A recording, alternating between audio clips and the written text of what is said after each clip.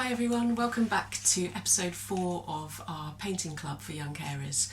I'm Cheryl and I'm going to be leading this session today on our theme interiors, and for us that's going to mean the inside of our homes, which obviously we've seen quite a lot of recently, maybe a bit too much, but we're going to create a painting today about the inside of our home, and specifically maybe our bedroom if you choose that room to paint.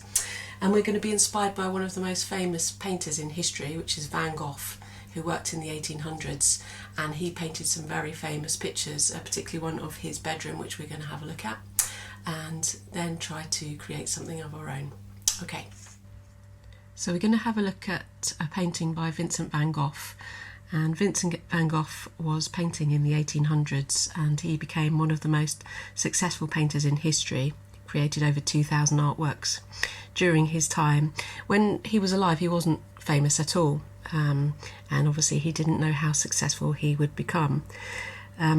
He was somebody that struggled with mental health difficulties, and he used his art as a way to express himself and to help with his illness as well. There wasn't the understanding or support for mental health issues that there is now, so it was a very difficult time for him and a struggle, but his painting really helped him to express what he was feeling. And so this painting is called The Bedroom, and it's just a simple painting of Vincent van Gogh's bedroom in his house in Arles in France, where he lived at the time.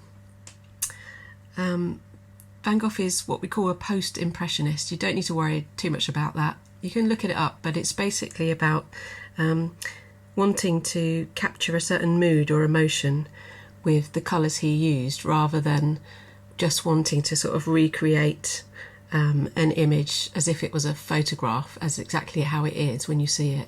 He wanted to express the feelings and emotions that he felt about that place, about that room, or how he was feeling at the time.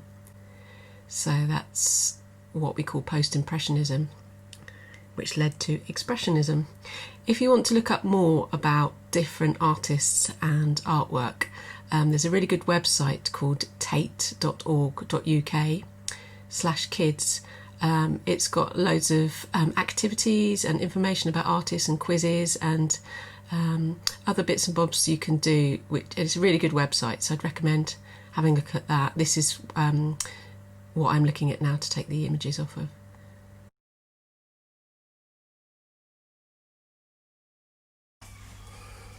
So that's just a rough sketch to give you an idea, and then we can start to put some painting in. Okay, so I'm just going to start putting some paint on my drawing now, and I've got some colours ready. I'm just going to start mixing a few. I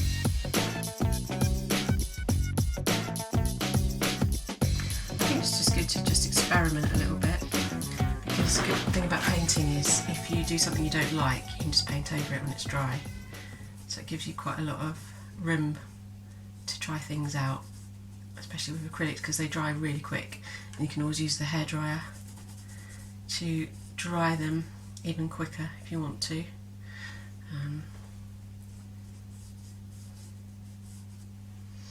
So I'm just going to carry on painting for a bit. You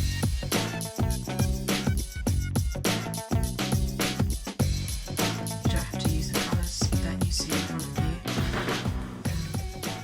You can use any colours that you would like. Obviously some colours are cool, some colours are warm, have different effects.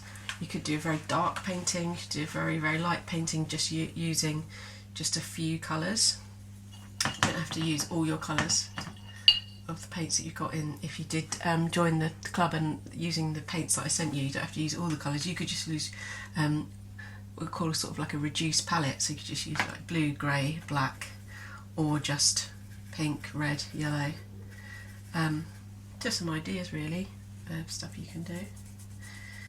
Just a couple of tips I was thinking of while I was painting is one thing is just to mix your paints up really well, mix the colour that you want to use up really well before you paint, and that makes it look much cleaner and better, I think anyway. And another thing to do is have a look at the light and the shade. So with the sofa I've made this blue, I've mixed up the blue I've used for the main bit, and then because these front bits of the cushions are much darker because they're in shadow, I've just added some black to the colour I'd already mixed, so you know it's going to be the same colour but a tone darker, and then it kind of just looks right when you paint it. You can see that that's the front of that sofa because it's the same colour but a darker tone, so your eyes will kind of make sense of that and see it as a shadow, just a part of the same object in shadow. If you mix up the colour so it's completely mixed without any sort of streaks or bits of other colours in it, it will really help you. So I'm just going to also put, because when I'm looking at the sofa over there, that bit is also in shadow and the bit up there is also in shadow. So have a look where the light hits things and then just use that darker colour that you've got. We did this in the portrait painting session as well, if you looked at that. It's the same technique. And just look at where the shadows are. So like under that cushion, I'm looking at under the cushion, you can't see it, but because the cushion is on there, it's creating a shadow.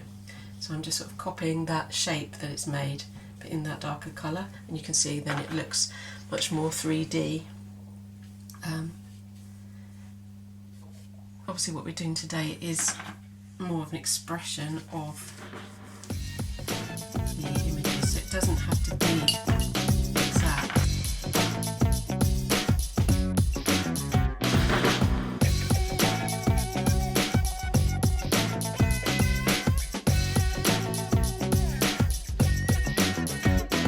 When you've got the main bits of colour in, you can always use pens and things like that to go over the lines. So I'm just going to try a few things out. Sometimes I like to draw over. See that something has appeared there. Can't really see what it is yet, but my cat turned up on the sofa, which is quite usual. So I just had to add her in there. I think I'm going to leave it there for now, but I'd love to see your paintings, see how you're getting on with your artwork, any artwork that you've done at all during lockdown or from this series. I'd love to see it. Don't forget to email it to me, and if you're happy for me to, I will share it on our Brighton Young Carers Twitter page, which is twitter.com, just looking, twitter.com/BrightonYCP, so that's twitter.com/BrightonYCP. There's some already on there if you want to go and have a look. Some other people have shared theirs and theirs are already on there. So let me know how you got on by sending me your photos if you would like to, and thanks very much for taking part in the painting course.